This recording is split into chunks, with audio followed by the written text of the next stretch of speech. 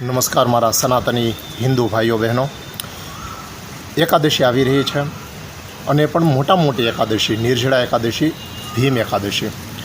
અને નિર્જળા એકાદશી, ભીમ એકાદશી શા માટે કહેવાય છે, આનું મહત્ત્વ શું છે એ સમજવા માટે આખો વિડીયો જુઓ. વર્ષની અંદર 24 એકાદશી આવતી હોય છે, દર મહિનાની 2. આ 24 એકાદશી આપણે ન કરીએ, અધિક માસમાં બીજી 2 એટલે 26 એકાદશી આવે. આને સૌથી મોટી એકાદશી શા માટે કીધી છે, તો એમની પાછળનો પ્રસંગ છે. વેદ વ્યાસજી પાસે પાંડવો ગયા હતા અને પાંડવોમાંથી પણ ભીમે વેદ વ્યાસજીને કીધું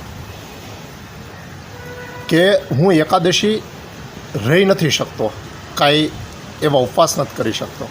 ત્યારે વેદ વ્યાસજીએ કીધું કે ભીમ, જેઠ સુદ એકાદશી, શુક્લ પક્ષની એકાદશી જે આવે એ પાણી વગર તું કરજે. પાણી વગર કરવાનું કીધું એટલે નિર્જળા, જલ એટલે પાણી, નિર્જળા એટલે કે પાણી વગરની એકાદશી, નિર્જળા એકાદશી તું કરજે. આ એક એકાદશી તું કરીશ તો વર્ષની બીજી એકાદશી કરવાની જરૂર રહેશે નહીં. વૈષ્ણવો, આ ભીમ માટે છે. આપણે બધા દર એકાદશી કરી શકીએ, થોડું ઘણું ફરાળ ઉપવાસનું ખાઈને તો એ ચાલુ જ રાખવું જોઈએ. પણ જે માણસ વર્ષ દરમિયાન એકાદશી નથી કરતો એમણે આ નિર્જળા એકાદશી, ભીમ એકાદશી કરવી જોઈએ. ભીમે વેદ વ્યાસજીની આજ્ઞા અનુસાર આ એકાદશી કરી, જલનું ટીપું પણ, પાણી પણ પીધા વિના. એટલા માટે ભીમ એકાદશી પણ આને કહેવામાં આવે છે. અમુક ક્ષેત્રમાં પાંડવ એકાદશીના નામે પણ ઓળખાય છે, કારણ કે પાંડવોએ પણ જલનું ટીપું ગ્રહણ કર્યા વિના આ એકાદશી કરી હતી.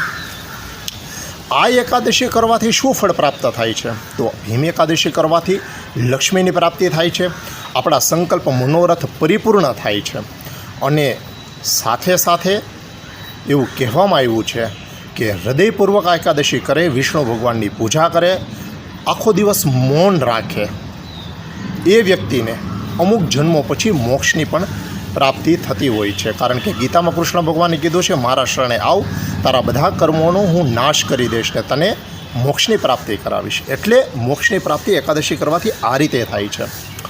તો ભાઈઓ બહેનો, પ્રયત્ન કરજો કે આ જે એકાદશી આવે છે, નિર્જળા એકાદશી, ભીમ એકાદશી, મોટી એકાદશી, એ એકાદશી જલ વિના કરી શકો એવા પ્રયત્ન કરજો. ઓમ શાંતિ શાંતિ શાંતિ.